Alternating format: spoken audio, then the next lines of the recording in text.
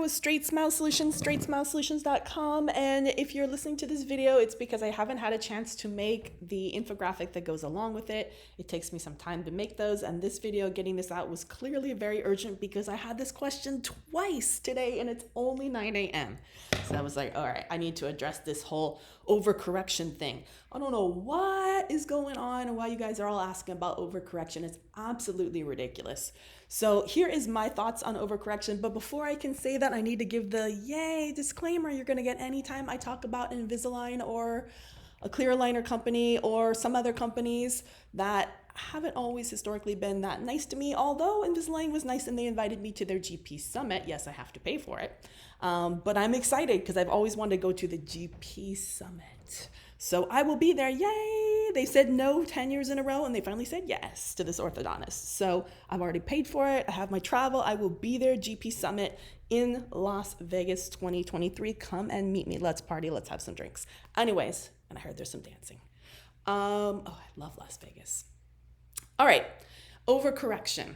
Let's talk about it. So this is just my opinion, this orthodontist opinion, only my opinion. Invisalign, if you disagree with what I'm saying in this video, you are more than welcome to have your C-suite members, not your random reps like you've done in the past, not your legal team, your C-suite members, send me a nice email. I know you have it because I've talked to you all. And ask me to either modify it or take it down. In my opinion, I've never, ever needed to do overcorrection. How many cases have I seen, done, or been part of? Tens of thousands, maybe more. A ridiculous amount, more than most orthodontists. Probably globally, I can confidently say that, over the last 20 years. Why? I've never needed it. Why do you guys need it? Just do it right to begin with. Do a predictable Clin Check to begin with. That's the most important key. Y'all are doing these rush engine Clin Checks. I don't know why the engines are telling you to do these overcorrections. Maybe because it's rushed and maybe because it's not that accurate.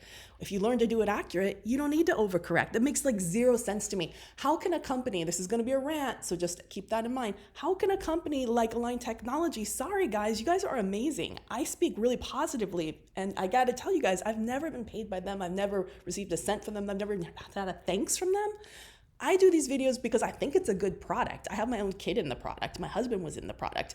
I could have chose any aligner company and that's what I chose because their cases were difficult. And I feel the most, for a difficult case, a yellow light or a red light case. And if you don't know what a yellow light case or a red light case is, you need to go into my channel and search by keyword and see what those cases are. For a green light case, I don't care. You can use any system, use whatever you want. But for a yellow or a red light case, Invisalign is the best option in my opinion. Again, this is in my opinion. I get no benefit for saying that. So, if I've never needed to overcorrect, why do you guys suddenly need to overcorrect? They're saying that their AI they've done over 10,000 cases or even more by now. Their AI is very accurate, which I believe. It's actually quite accurate.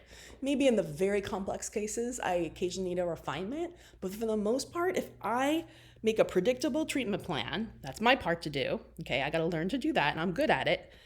And if I create a virtual accountability loop for the patient, that's their responsibility.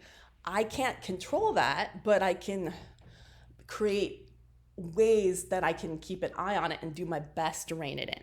So what's a virtual accountability loop? Well, I have literally dozens, if not hundreds of pieces of content between my blogs, podcasts, webinars, and videos about virtual accountability loops, virtual check-ins. You should 100%, unless this patient lives down the street and has nothing to do and comes in every few weeks, you should have every single patient in your office on a virtual accountability loop. I don't care what aligner system you're using, or even if braces, you should do the same thing. Even if you're using clear, functional appliances like expanders and twin blocks and bionators, I don't really care what you're using. You should have every single patient on a virtual accountability loop. Why? Because first of all, it saves a ton of chair time. Most orthodontists are doing it. We're doing our aligner cases in 3 to 4 appointments max. You guys are being ridiculous. Your patients are coming in every 3 to 4 weeks. Why? Or you guys are having them come less often, every couple of months, and they're getting way off track. Why? Because you don't have the virtual accountability loop. So take a look at that. Invisalign Virtual is free for Invisalign patients, and it's good. If you don't want to use that, if you feel more comfortable having an independent dashboard, or if you're doing other aligner companies besides Invisalign, or if you're doing braces and appliances and phase 1 appliances, or if you want a virtual accountability loop on your retention, that's brilliant, super smart. Great way to have a warranty and to enforce the warranty is to have that going on. It's going to save you so much money if you have this. You can think of something like dental monitoring, Grin, or in-hand dental. In-hand dental, of course, my favorite, just because I know the team and is the most affordable of the bunch and has everything I need and nothing I don't.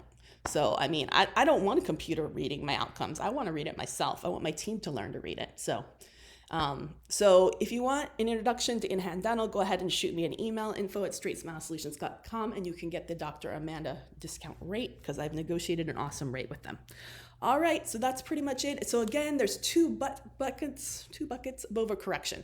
One of them is just like overcorrection of like rotations, overcorrection of vertical correction. You take a deep bite, you turn it into an open bite, hoping it'll just turn out perfect. Why? There's no reason to do that. I see that a lot.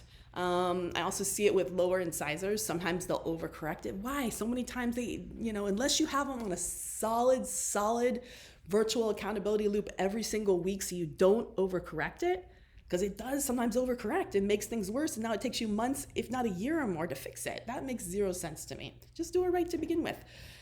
So the one type of overcorrection that I'm semi-okay with, though, so that's why I wanted to clarify this in this video, because there's two types. One is everything else, and one is VPC. VPC is virtual power chain. I have other videos on VPC. I do use VPC.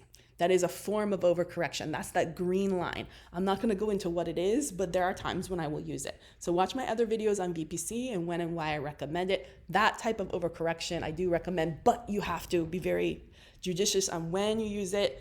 And again, you have to have your virtual accountability loop because you have to have them coming in every week during that process, every week. Too many times I've had too many doctors that by accident gave them all the VPC aligners, even though they maybe weren't all needed or none were needed, and they ended up with crowding. So just be careful. All right, thanks so much.